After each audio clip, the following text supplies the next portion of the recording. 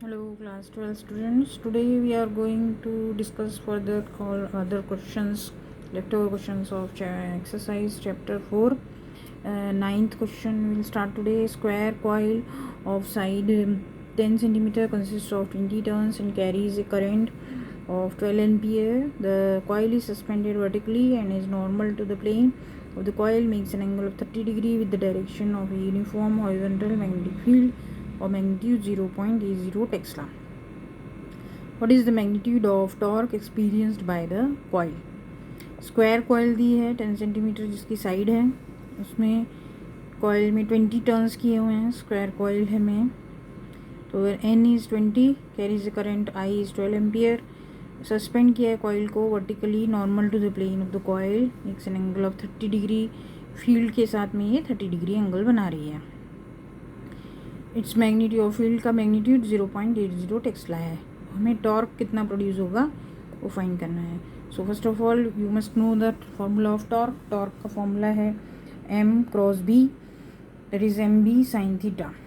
mb sine theta, m is the movement होती है, उसका formula NIA. n is number of turns that is given 20 number of turns दिए हुए हैं question में.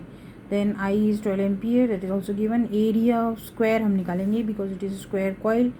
So 10 सेंटीमीटर ये साइड दिए तो 10 by 100 मीटर में कन्वर्ट करेंगे. एरिया ऑफ स्क्वायर होता है ए साइड स्क्वायर, तो इंटू दो side into side into B is 0.80 tesla. Theta 30 degree दिया है तो साइन 30 हो जाएगा. तो full you solve it, you will get the answer है 0.96 into newton metre. Simple. Then next question you see 10th question हम तो लास्ट में करेंगे because it is based on galvanometer. तो गैल्वेनोमीटर हमने अभी पढ़ा नहीं है. First we will study galvanometer, then we solve the 10th question. So now see the 11th question. In a chamber a uniform magnetic field of 6.5 gauss. 1 gauss is 10⁻⁴ tesla. ये दूसरी unit है magnetic field की. Is maintained. एक chamber में magnetic field इतना maintain कर रहे हैं, उसमें electron is shot into the field with speed of 4.8 into 10⁻⁶ metre पर सेकेंड से एक इलेक्ट्रॉन को शूट किया गया normal to the field. Explain why the path of electron is a circle. यहाँ पे आपको समझ में आ गया होगा कि साइक्लोट्रॉन वाली थ्योरी एक्सप्लेन करना है.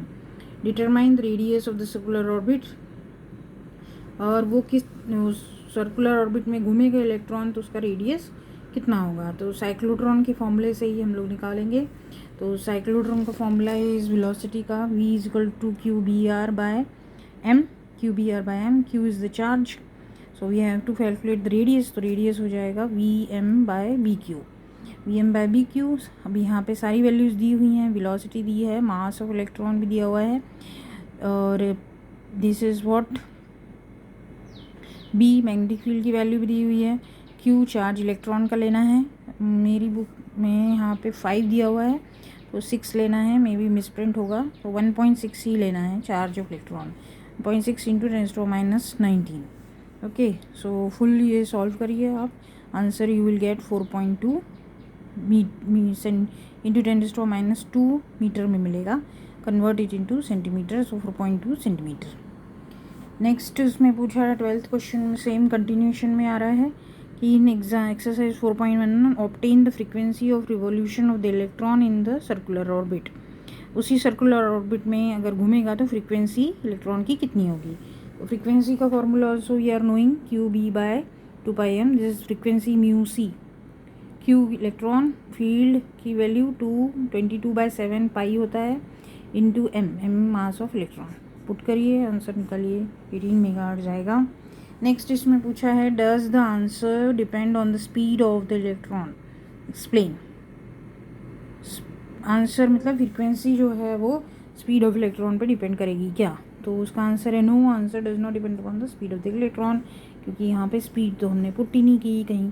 सो frequency does not depend upon the speed. That in cyclotron theory हमने भी ये सब पढ़ा हुआ है. Okay. Next is 13 question, last question है ये. A circular coil of 30 turns and radius 8 centimetre carrying a current of 6 ampere in suspended vertically in a uniform horizontal magnetic field of 1 Tesla. Simple है, circular coil 30 turns उसमें किए हुए हैं, radius 8 centimetre है coil का, current carry 6 ampere है, vertically suspend किया है मैग्नेटिक फील्ड में, मैग्नेटिक फील्ड 1 टेस्ला दी है। The field lines make an angle of 60 degree का एंगल बनाती हैं with the normal of the coil. Calculate the magnitude of the counter torque that must be applied to prevent the coil from turning. Torque कितना produce होगा, जितना torque produce होगा उतना ही हमें counter torque निकालना पड़ेगा, काउंटर टॉर्क प्रोड्यूस देना पड़ेगा। सो टॉर्क आप सिंपली निकालिए, फार्मूला यूज़ कीजिए, torque is M cross B, that is M B sine theta. And I A हम पहले ही पढ़ चुके हैं, फार्मूला नंबर ऑफ टर्न्स 30 है, आई करंट 6 एम्पियर का है, पाई की अभी यहाँ पे सर्कुलर कॉइल है तो एरिया फार्मूला हो जाएगा pi R square, R 8 centimetre को कन्वर्ट करिए मीटर में, देन इनटू बी की value 1 tesla, angle sine 60। This way you solve it the answer. Then B part इसमें है theory. Would you answer change if the circular coil in wire replaced by a planar coil of some irregular shape that encloses the same area. All the particulars are also unaltered. सारे particulars same रहेंगे, सिर्फ आपने जो circular coil ली है उसकी जगह पे हम बाई प्लेनर कॉइल लेंगे सम इरेगुलर शेप, जिसका शेप चेंज हो जाएगा। तो आपका आंसर में चेंज आएगा क्या? आंसर में चेंज नहीं आएगा, क्योंकि answer is not change because the formula is same for any type of loop. आप जो भी लूप लेंगे उसमें सिर्फ एरिया में चेंज आएगा, तो अकॉर्डिंग टू एरिया चेंज हो जाएगा, formula will remain same. So you will get the value of torque. Whatever torque is produced, that with that much torque you have to give in the counter torque. Okay, this much.